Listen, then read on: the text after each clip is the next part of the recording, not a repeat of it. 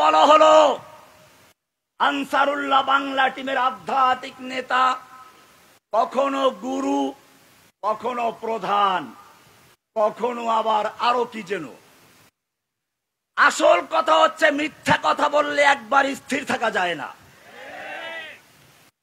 আমি আজকের এই সমাবেশের মাধ্যমে বাংলাদেশের সকল মিডিয়াকে জানিয়ে দিতে চাই, জসিমউদ্দিন রহমানী গ্রেপ্তার হওয়ার আগ পর্যন্ত বাংলাদেশে আনসারুল্লাহ বাংলা টিম নামে কোন দল আছে বলে তার জানা ছিল না।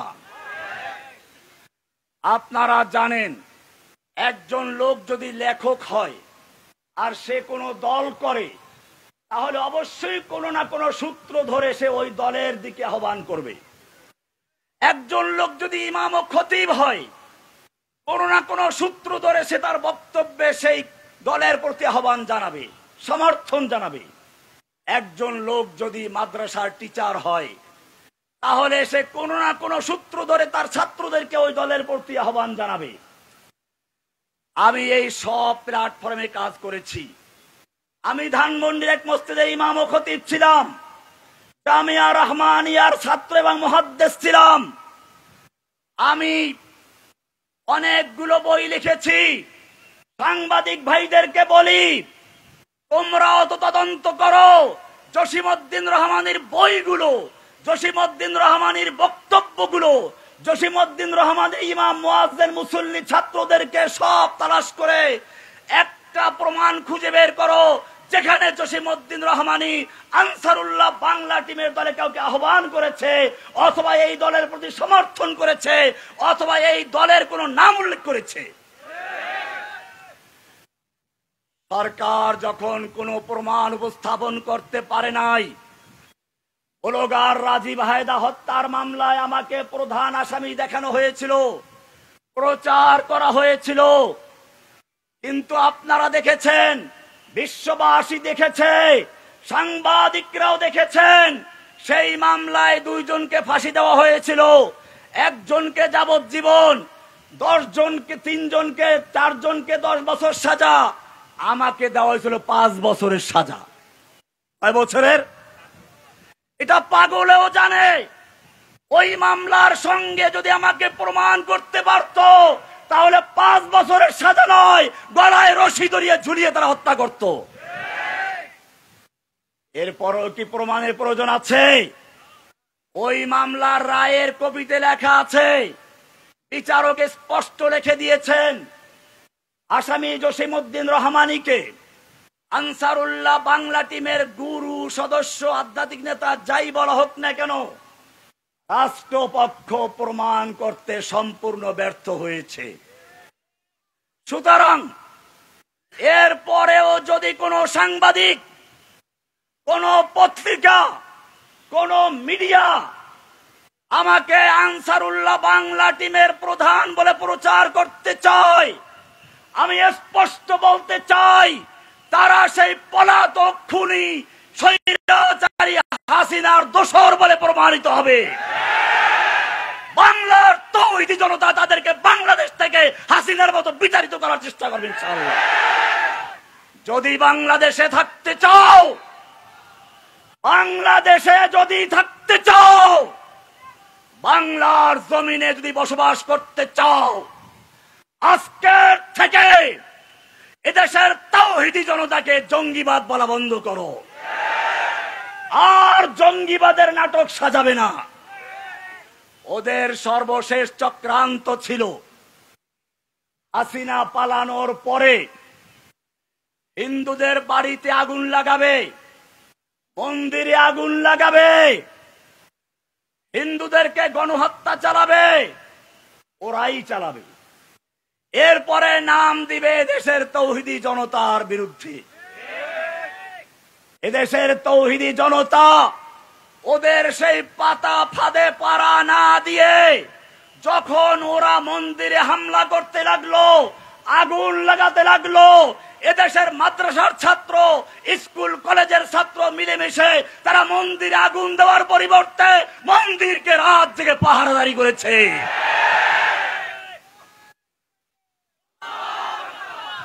ওদের চক্রান্ত মাকড়সার জালের ন্যায় ছিন্ন ভিন্ন হয়ে গেছে, এখনো থেমে নাই। এখন আবার চক্রান্ত হচ্ছে।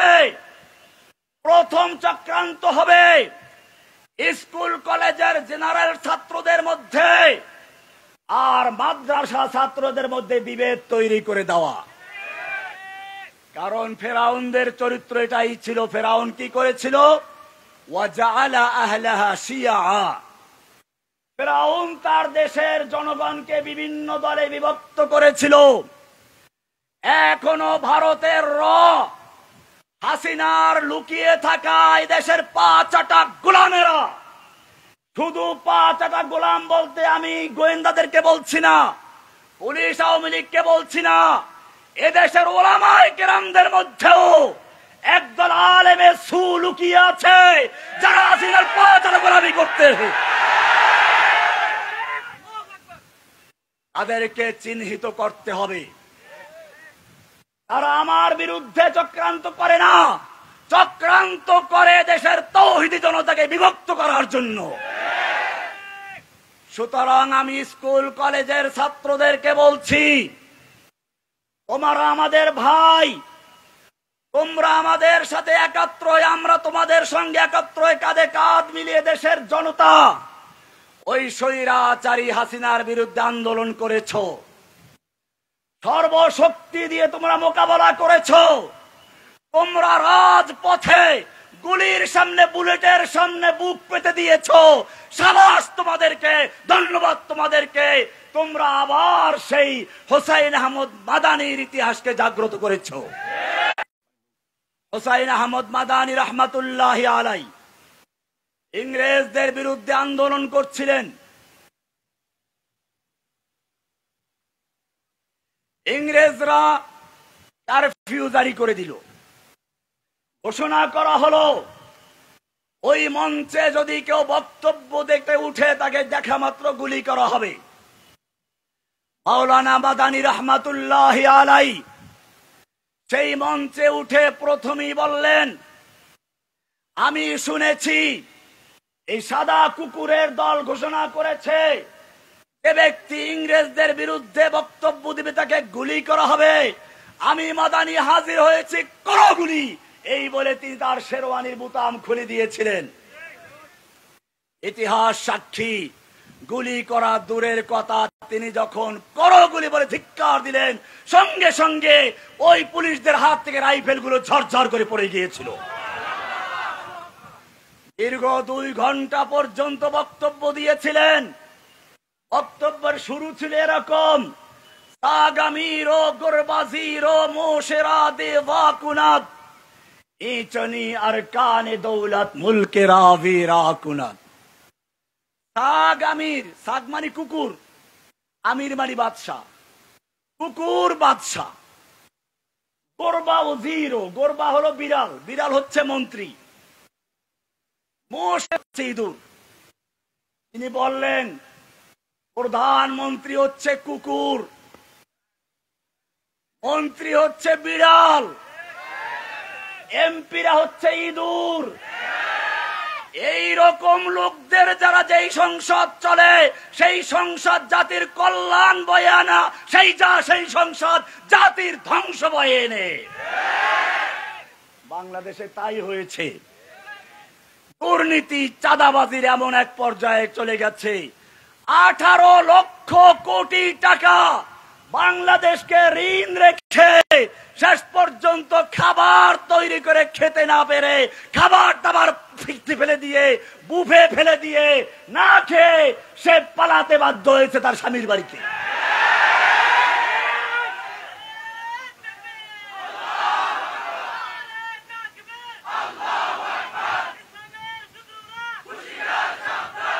আমার মনে পড়ে কোরআনের আয়াত, যা আল হক ওয়া যাহাকাল বাতিল ইন্নাল বাতিলা কানা যাহুকা। ফিরাউন आए, हामान आए, जालिम जाबिर सुल्तान आए, कितने कितने शैतान आए, सबको हुई रुसवाई हासिल, जा अल हक व ज़हक़ल। इन्नल बातिल काना ज़हूका। हसीना आए, नौफिल आए, कौआ कादिर नानुक आए, मुराद आए, आनिस आए, कामल जैसा शैतान आए, सबको हुई रसवाई हासिल, सबको हुई रसवाई हासिल। जाल हक्कु वज़ाकल बातिल, इन्नल बातिल काना ज़हूका। ভাইরা আমার, কোরআন কল্পনাও করে না এত তাড়াতাড়ি পালাতে হবে। মনে পড়ে সূরা হাশরের আয়াত, আল্লাহ তাআলা বলছেন মা যানান্তুম আইয়াখরুজু, তোমরা কল্পনাও করতে পারো না তারা এরকম পালিয়ে যাবে। ওয়াযান্নু আন্নাহুম মানিআতুহুম হুসুনুহুম মিনাল্লাহ, তারাও মনে করেছিল তাদের দুর্গ তাদেরকে রক্ষা করবে। তাদের দুর্গ পুলিশ, তাদের দুর্গ ভারতের তাদের দুর্গ ছাত্রলীগ যুবলীগ, তারা মনে করেছিল তাদের দুর্গ তাদেরকে রক্ষা করবে। আল্লাহ বলছেন ফাতাহুমুল্লাহু মিন হাইসু লাম ইয়াহতাসিবু, আল্লাহ তাআলা এমন ভাবে তাদেরকে আক্রমণ করলেন তারা কল্পনাও করতে পারে নাই। এদেশের তাওহীদি জনতা, ছাত্র জনতা, স্কুল কলেজ মাদ্রাসা, এমনকি সালাফি হানাফি, এমনকি ইংলিশ মিডিয়ামের মহিলারা পর্যন্ত, ইউএসএস এর মহিলারা পর্যন্ত ওদের পতনের জন্য মিছিল নিয়ে রাস্তায় বেরিয়ে এসেছিল। আমি তোমাদেরকে বলতে চাই, এই ঐক্য যদি ধরে রাখতে না পারো তাহলে সেদিন বেশি দূরে না যেদিন আবার সেই জালিম শাসকরা এদেশে ক্ষমতায় আসার জন্য সর্বাত্মক চেষ্টা করবে। এদেশের সেনাবাহিনীকে বলতে চাই, আপনারা সময় মতো সঠিক পদক্ষেপ নিয়েছিলেন। পুলিশের মতো হাসিনার পেটুয়া বাহিনীতে পরিণত না হয়ে এদেশের জনগণের পাশে দাঁড়িয়েছিলেন।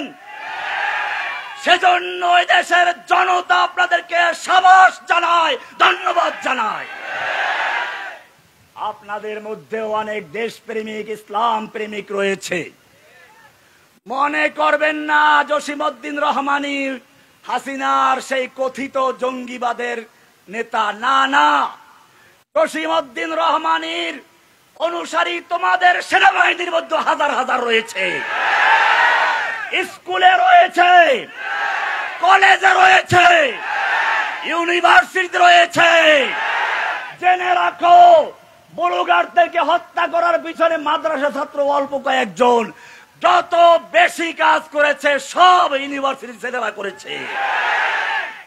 সুতরাং যদি আবারও ইসলামের বিরুদ্ধে কেউ অবস্থান নেয়, সে সাংবাদিক হোক না কেন, পুলিশ হোক না কেন, সেনাবাহিনী হোক না কেন, আমি স্পষ্ট বলতে চাই এদেশের তাওহীদি জনতা গর্জে উঠেছে।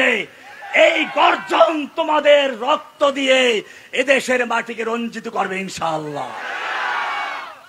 এদেশের বুকে যুবকরা রক্ত দিতে শিখেছে। যখন যুবকরা, যে জাতির যুবকরা রক্ত দিতে শিখে, সেই জাতিকে কেউ দবিয়ে রাখতে পারে না। আপনারা জানেন, ইব্রাহিম আলাইহিস সালাম যখন মূর্তিগুলো ভেঙেছিলেন, নমরুদকে খবর দেওয়া হয়েছিল। নমরুদ এসে সর্বপ্রথম জিজ্ঞেস করলো, কোন যুবক আছে যে যুবক মূর্তিগুলোর সমালোচনা করে?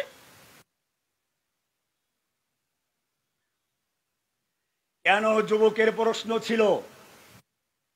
নমরুদ বুঝতে পেরেছিল এই রাজকীয় মূর্তিখানার মূর্তিগুলো ভেঙ্গে চুরমার করা হলো, কোন ঝড় তুফান হয় নাই, কোন ভূমিকম্প হয় নাই, মারামারি যুদ্ধ লাগে নাই, তাহলে এই মূর্তিগুলো কিভাবে ভাঙলো?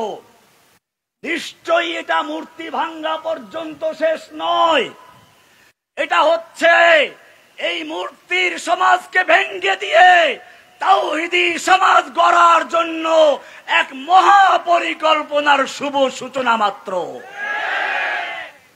আর এইরকম সুন্দর পরিকল্পনা যুবকদের মাথায় আসতে পারে, কোনো বুড়োর মাথায় নয়। আপনারা দেখেছেন এদেশের একজনকে জাতির পিতা বানানো হয়েছিল, বড় বড় রাখা হয়েছিল। সেই মূর্তির প্রতিবাদ করার জন্য শাইখুল হাদিস ইবনে শাইখুল হাদিস আমার স্নেহের ভাই আল্লামা মামুনুল হককে সহ আরো অনেকে গ্রেফতার করা হয়েছিল। কিন্তু সেই মূর্তি গলায় রশি লাগিয়ে ট্রেন নয় কেন দিয়ে তাদেরকে ধ্বংস করে দেওয়া হয়েছে। বুঝিব এখন কেরেনে চলে, ট্রেনে চলে নাই। বুঝতে হবে এই দেশে যারা মূর্তির শহর বানাতে চায়, মূর্তির সমাজ যারা গড়তে চাও, তোমাদের সকলের পরিণতি ওই রকমই হবে। আমি আমার মুসলিম যুবক ভাইদেরকে বলবো, তোমরা কোনো ষড়যন্ত্রের ফাঁদে পা দিবে না, খুব সাবধান থাকবে। আমার বিরুদ্ধেও একদিকে যেমন নাস্তিক মুরতাদ এবং অপশক্তি বিরোধিতা করছে, আমাদের একদল নাদান দোস্ত আমার বিরুদ্ধে লেগেছে। তাদের বক্তব্য রহমানি জেল থেকে বেরিয়ে ইমানের দুর্বল হয়ে গেছে। না, তোমাদের ভালো করে বুঝতে হবে, আমি তোমাদের অনেককেই দেখেছি রিমান্ডে যখন পরীক্ষা হয়েছে, ঝুলিয়ে দেওয়া হয়েছে, অল্প সংখ্যক লোক তোমরা পরীক্ষায় পাশ করেছো, বেশিরভাগ লোক ওদের স্বীকারোক্তা স্বীকার করেছো। আমার বিরুদ্ধেও তোমরা সাক্ষী দিয়েছো। তোমরা কাকে চ্যালেঞ্জ করছো? কার ইমান দুর্বল বলছো? জসিমউদ্দিন রহমানি দুর্বল হলে সর্বশেষ তাকে প্রস্তাব করা হয়েছিল। আল্লাহ তাআলা টান নাই ওই জালিমের শর্ত মেনে সুযোগ সুবিধা নিয়ে মাথা নত করে বের হওয়া। আল্লাহ তাআলা চেয়েছিলেন তাওহীদের ডাক দিয়ে, তাওহীদ কারো সামনে মাথা নত করতে পারে না। মর্দে মুমিন বাতিল সে হরগিজ खौफ खा सकता नहीं, सर कटा सकता है लेकिन सर झुका सकता नहीं। আমাকে সকাল থেকে বিকাল পর্যন্ত রিমান্ড শেষ হয়ে গেছে, তারপর বলে খালি আপনি এতটুকু স্বীকার করেন। আমাকে গাড়ির মধ্যে রাখা হয়েছিল গরমের মধ্যে। পরে একজন দেখে বলে, ইউনূস আলাইহিস সালাম তো মাছের পেটে সাদা হয়ে গিয়েছিলেন, আপনিও তো সেরকম সাদা হয়ে গেছেন। ভাইরা আমার, তখন তারা কোনোভাবে টলাতে পারে নাই, শেষ পর্যন্ত আশাহত হয়ে কোর্টে জমা দিয়ে চলে গেছে। আল্লাহ তাআলা চাইলেন এই বাতিলের সামনে মাথা নত করে, কখনো মাথা নত করতে জানে না। মর্দে মুমিন বাতিল সে হরগিজ खौफ खा सकता नहीं, सर कटा सकता है लेकिन सर झुका सकता नहीं। আল্লাহ তাআলা সম্মানের সঙ্গে মাথা উঁচু করে বের করে নিয়ে এসেছেন। কোন জালিমের শর্ত মানার কোনো প্রয়োজন হয় নাই, কোন জালিমের কোন সুযোগ সুবিধা নেওয়ার প্রয়োজন হয় নাই। আমাকে ক্রস ফায়ার দেওয়ার জন্য নিয়ে যাওয়া হয়েছিল। আল্লাহ রাব্বুল আলামিন ওদের কলিজার মধ্যে ভয় ঢুকিয়েছিলেন, কারো গুলি করার সাহস হয় নাই। ভাইরা আমার, আমার এই জীবন আপনাদের দোয়া আল্লাহর রহমতের জন্য ওয়াকফ করা হয়েছে। এটা আমার বোনাস জীবন। আমি কখনো কল্পনাও করতে পারি নাই আমাকে আবার এই মুক্ত জীবনে আসার সুযোগ হবে। আল্লাহ আমাকে বের করে নিয়েছেন। তাই আমি তোমাদেরকে বলবো, ইমানি দুর্বলতার জন্য নয়, আমরা চাই সুপরিকল্পিত মাশরু প্রকল্পের মাধ্যমে এদেশে ইসলামকে বিজয়ী করতে। জেনে রাখো, আল্লাহর নবী যখন মক্কায় দাওয়াতের কাজ শুরু করলেন, তাওহীদের দাওয়াত দেওয়া শুরু করলেন, আবু বকর, ওমর, ওসমান, হামজার মতো লোক আল্লাহর নবীর পাশে দাঁড়িয়েছে। কখনো মক্কার খানায় কাবার ভিতরে বাইরে প্রায় 360টা মূর্তি ছিল। ইচ্ছে করলে রাতের আধারে কিছু মূর্তি ভাঙতে পারতেন কিনা? পারতেন না? ভেঙ্গেছিলেন। কেন ভাঙ্গেন নাই? আল্লাহর নবীর ঈমান কি দুর্বল ছিল? আবু বকরের ঈমান কি দুর্বল ছিল? ওমরের ঈমান কি দুর্বল ছিল? হামজার ঈমান কি দুর্বল ছিল? তাহলে কেন ভাঙ্গেন নাই? ভালো করে বুঝে রাখো। আল্লাহর নবী তখন চিন্তা করলেন, এই 2-4টা মূর্তি ভাঙলে আমার কোনো লাভ নেই। আজকে ভাঙবো, কালকে তারা আরো মজবুত করে পাথর দিয়ে তৈরি করবে। তার চেয়ে আমি তাওহীদের দাওয়াতের মাধ্যমে, তাওহীদের প্রচারের মাধ্যমে মানুষের অন্তরের থেকে মূর্তি ভেঙে ফেলে দিব। তখন সেই লোকগুলো নিজেরাই মূর্তি ভাঙবে, আমার আর ভাঙ্গার প্রয়োজন হবে না। আল্লাহর নবী মুহাম্মদ সাল্লাল্লাহু আলাইহি সাল্লামের সেই সুন্নাহকে সামনে রেখে আমিও তোমাদেরকে বলতে চাই, বাংলাদেশের মানুষ কোরআনকে ভালোবাসে, রাসূলকে ভালোবাসে, আল্লাহর খানায়ে কাবাকে ভালোবাসে। ওদের ভিতরে তাওহীদের জ্ঞানের কমি রয়েছে। এখন থেকে তোমরা প্রতিটি ঘরে ঘরে তাওহীদের আওয়াজ ছড়িয়ে দাও। তারা যখন বুঝতে পারবে নামাজ যেরকম ফরজ, রোজা যেরকম ফরজ, হজ যেরকম ফরজ, আল্লাহর জমিনে আল্লাহর দ্বীন কায়েম করাও তেমনি ফরজ, তখন আর তোমাদের মূর্তি ভাঙা লাগবে না। ওই তাওহীদি জনতার গণজোয়ার শুধু মূর্তি ভাঙবে না, জালেম শাহীর তছনছ করে দিয়ে বাংলাদেশের সংসদে কালেমার পতাকা পতপত। সেজন্য যুবকদেরকে আমি বলবো, আবেগ দিয়ে নয়, বিবেক দিয়ে সুনির্দিষ্ট পরিকল্পনার মাধ্যমে মুফতি হারুন এজাহার মাঠে নেমেছেন, মুফতি মাহমুদুল হাসান গনবী রয়েছেন, এদেশের বড় বড় উলামায়ে কেরাম মাঠে রয়েছেন। আজকে আমি যেখানেই যাচ্ছি সেখানে একটা যুবকদের বড় অংশকে পাচ্ছি।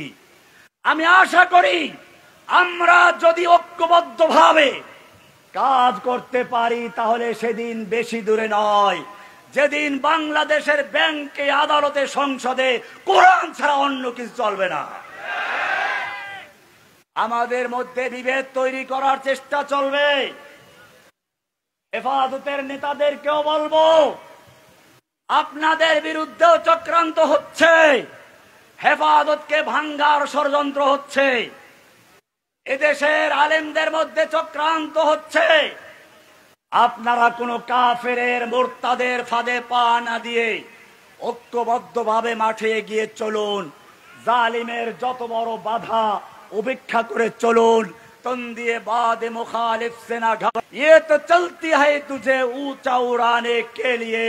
বাতিলের যত বাধা আসবে, বাধার তরঙ্গে তরঙ্গে তোমরা আরো সামনে এগিয়ে যাবে। আল্লাহ তোমাদের সাহায্য করবেন ইনশাআল্লাহ। सबक पर फिर सदाकत का, अदालत का, शजाअत का लिया जाएगा काम तुझसे, दुनिया के इमामत